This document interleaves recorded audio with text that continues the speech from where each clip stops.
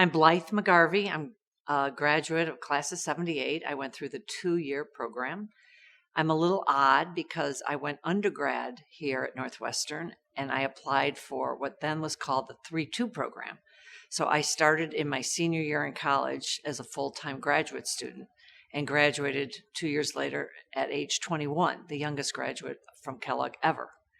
And I think I still hold that honor, but who knows, with all these bright geniuses that now come to our school, there may be a 16-year-old who's graduating from Kellogg that I'm unaware of.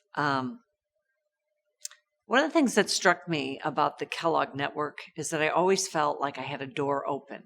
In other words, if I had a need for something, I would call up a dean, Dean Wilson, Dean Jacobs, and I would say, do you have a professor who could help me with this problem?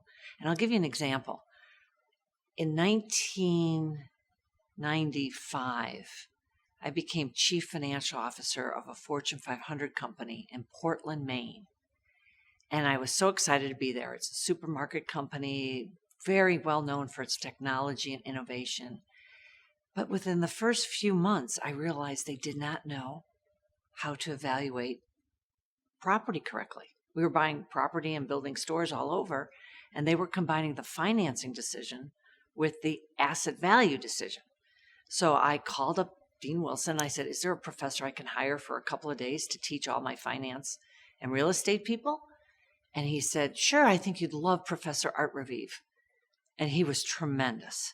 People loved him. He was down to earth. He could relate to people, and he showed them how to correctly evaluate property. I mean, that's pretty powerful. One phone call, and I can change the way our whole company evaluates our capital allocation. When I arrived in the fall of 1976, I thought this was the best thing I've ever done. Everyone was bright, energetic, and I could tell because I never fell asleep in classes like I did in undergrad.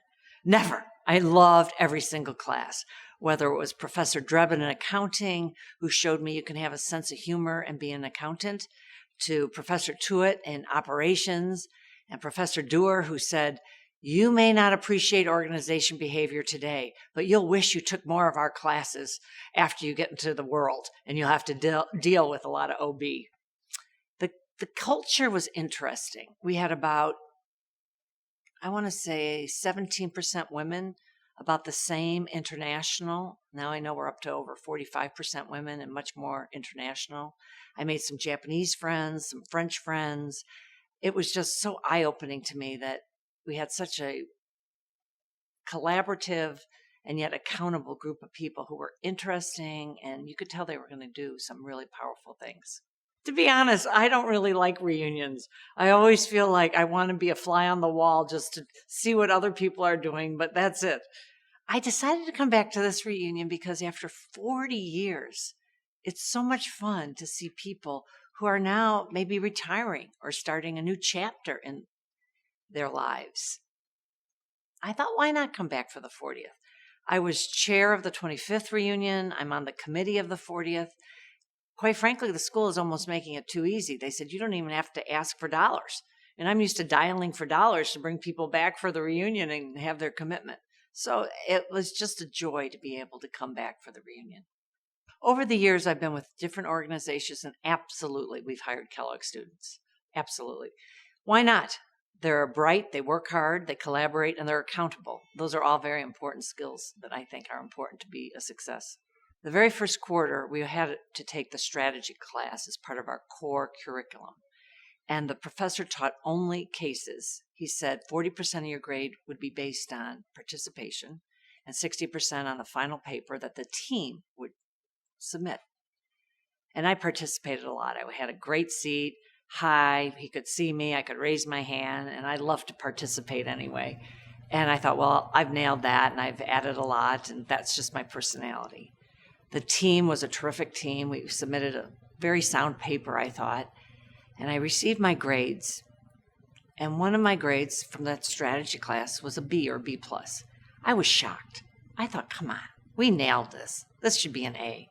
The only time I ever challenged a grade in the entire time at Kellogg in my full 2 years was this class. But first, I asked my other 4 male team members, what did you get on your grade? They each had an A. Why did I get a B and they had an A? And I participated a lot. So I went to see the professor, who will go nameless. I remember his name, but I won't mention it. And I said, why did my 4 peers get an A and I received a B? He said, I thought you were too attractive and that you were standing out too much as a participant. And I thought maybe I was being too biased pro to you, so I backed it down. I said, well, I don't think that's the way you should grade me. I think I should get the same grade as the other 4 members in my team. And he said, you're right. It was my fault. I didn't realize you were part of that team, and I'll change your grade. And he did. But it taught me something very important very early in my career. First of all, don't jump off the pier alone. Ask your peers what's happening. Maybe everybody else would have received a B, and then I would have been satisfied. But find out the facts and ask your peers. Secondly, go to the decision maker who has decision rights. The professor could either leave the grade the same or change it. And I realized he was the one I had to talk to, not my peers, not the dean. Go right to the professor. Go to the person who makes the decisions. And I think thirdly, it taught me there was a little bias in the world of business, even in 1978, even in 2018, 40 years later. So my message to anyone watching this video is only you can control how you're going to live your life. So speak up. Don't do it alone. And it's a lot of fun along the way.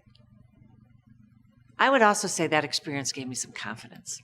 Confidence that I'm going to run into biases wherever I go. It's not personal. Deal with it and just make sure that you do the best you can.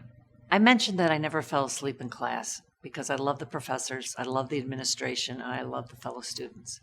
And so I was honored to be asked to serve on the Kellogg Alumni Advisory Board 5 years after I graduated. And I became very involved with the school.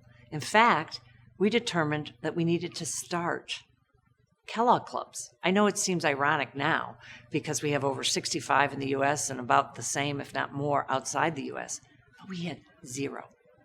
And in 1983, 5 of us, after doing an analysis and presenting it to the advisory board, opened the Chicago Kellogg Club. And I was the program chair, so I had to find a speaker every other month for lunch, which was usually a professor, and every other month for dinner, which I usually had a CEO come speak to us. And then I worked my way up to president of the club. And it was tremendous to have 1,200 members in our first Kellogg Alumni Club of Chicago. And that really cemented my appreciation for the talent, not only of the school, but of my peers. And that's what Kellogg means to me. We don't realize how special it is to meet great people early in life and maintain those relationships over long periods of time. The Kellogg Network has meant a lot to me. In the early 2000s, I was living and working for a French company in Paris, and I had a lot of hours at my job, publicly traded on the Euronext. But I decided to look up the president of the Kellogg Paris Club, and he included me in the events. And if anything, we're still friends today, 15 years later. He turned out to be very much into luxury brand marketing, and I like luxury brands. He's a fun person. I've met his first wife, his second wife, his kids. I've taken him to concerts. I took him to a ballet in New York when he happened to be in New York. He had never been to a ballet, and I said, shame on you. It's a French drama, French dance. But we really became solid friends because of the Kellogg Club in Paris.